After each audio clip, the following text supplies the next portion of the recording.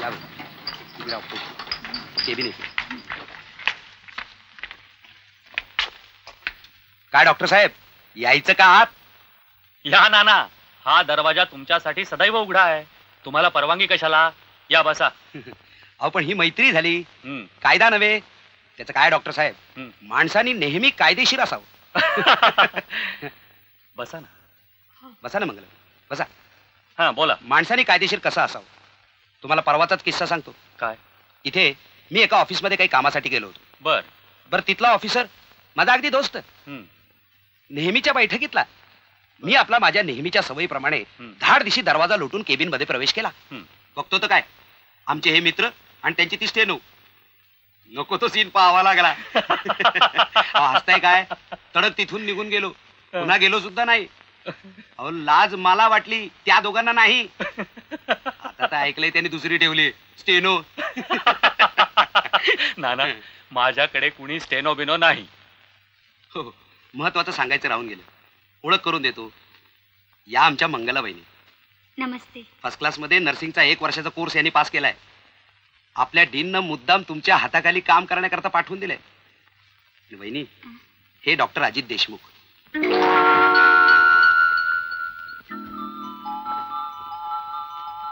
ए मंगला, तुझा आज नवरा कोण ग? अजित. अरे अजित, तुझी बायको कोण? माझी बायको मंगला. कमाल आहे, नेहमी तुम्ही दोघं नवरा बायको. आम्ही नुसतं भटजीतच काम करायचं आणि आम्ही नुसती पिप्पानीच वाजवायची. होय. शिव मंगल सावरा.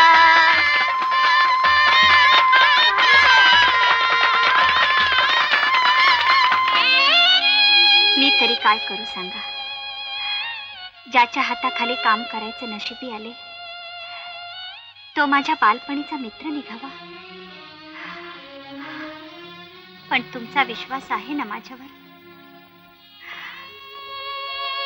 वहिनीसा, आज लई दिवसानं एवढ्या लवकर परत आलायसा घराकडे. मुलांची सारखी कुरकुर चाललेली असते माझ्या माग. आईची ना आमची भेटच होत नाही म्हणून. महात्मा, मी जे करते ते माझ्या मुलांच्यासाठीच. त्यांनी शिकून मोठं व्हावं म्हणूनच ना. ते खरं आहे वहिनीसा, पण मुलासनी आईच्या मायेची ऊब मिळायला नका का?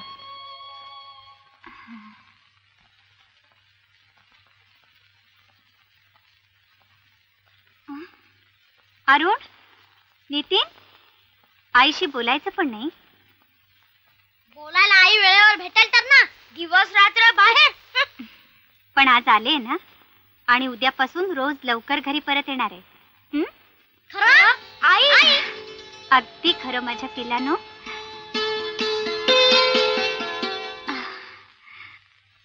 मे I come in doctor? Yes, come in.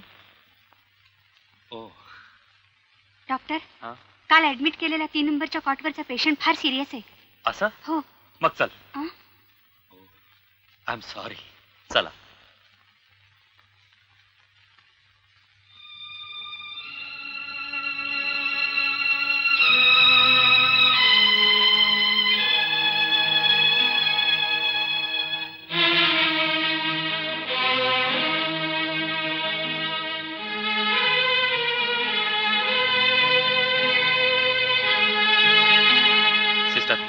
Please ask the wardrobe to take the patient to the operation theatre.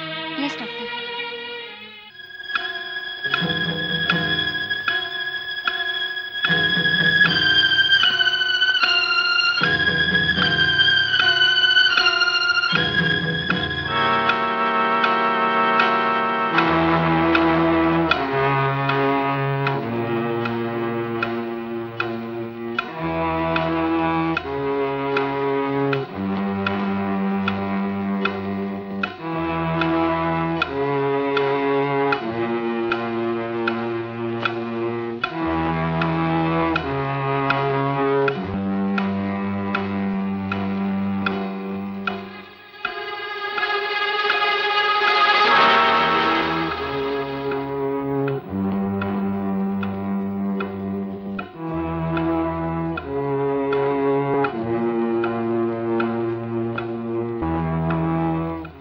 आजचं ऑपरेशन सक्सेसफुल झालं सिस्टर.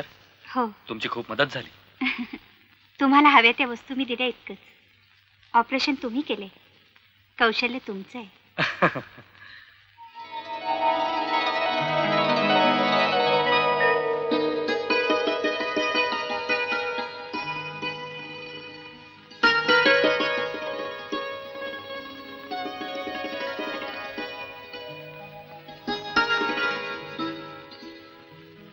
बालपणाचा काळ किती सुखाचा असतो नाही? हो, पण कधी कधी ते सुखाचे क्षण धुक्यात हरवले जातात आणि उरतं ते बंधन 7 जन्माचं. नानांनी मला सांगितलं तुमच्या पतीच्या निधनाबद्दल. असं व्हायला नको होतं. जे नेहमी व्हायला हवं असतं ते होत नाही, आणि जे होऊ नये असं वाटत असतं तेच नेमकं होतं.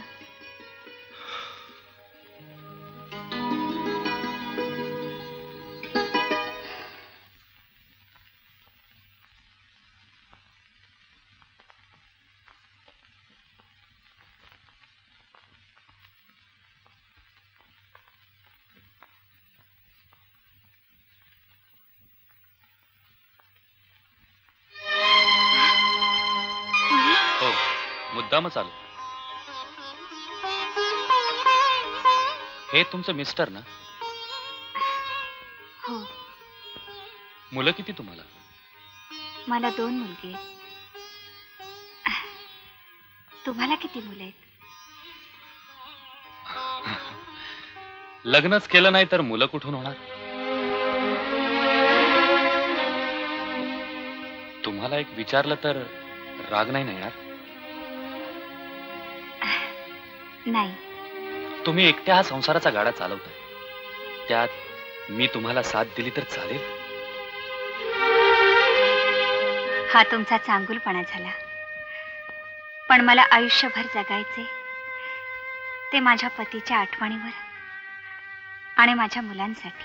पण मुलांची जबाबदारी उचलायची माझी तयारी आहे. पण दुसऱ्यावर त्यांची जबाबदारी सोपवायची माझी तयारी नाही.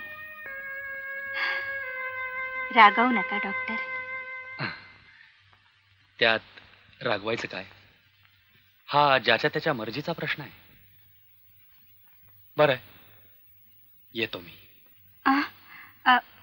चहा तरी घेऊन जा. नको, उशीर होईल.